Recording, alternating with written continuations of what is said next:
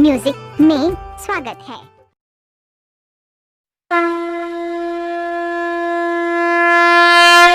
बोले बोले हरिहर नाथ की क्या नाम है आपका? राम पुकार प्रेजेंटेड बाय मनाली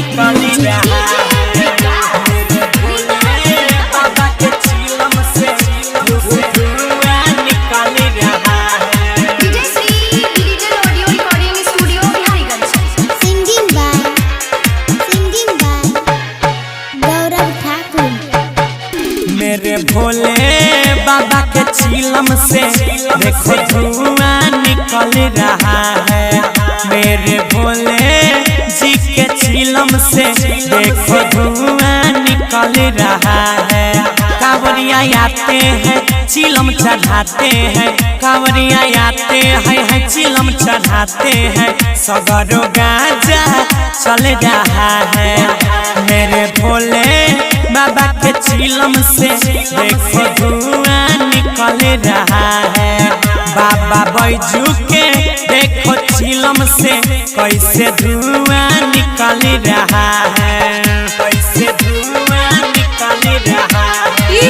राम पुकार धुआं निकल रहा है, धुआं निकल रहा है।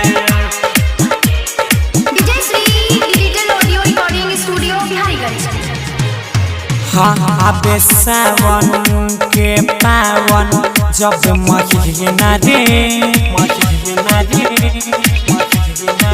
हो आबे सावन के पावन जब महीना रे। भोले के दरबार जैसा लागे कहीं न रे, कहीं न रे। हाँ आबे सावन के पावन जब महीना रे हो आबे सावन के पावन जब महीना रे। भोले के दरबार जैसा लागे कहीं न रे, कहीं न रे। ऐसे बरसता है बदराए जैसे मनो गगन पिघल रहा है। मेरे भोले बाबा के चिलम से देखो धुआं निकल रहा है।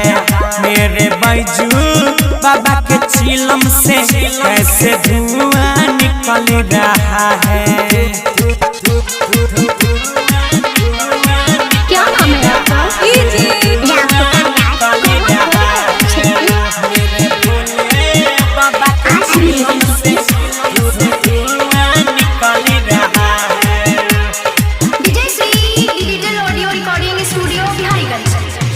भोले बाबा के दरबार में सब आबै छै हो।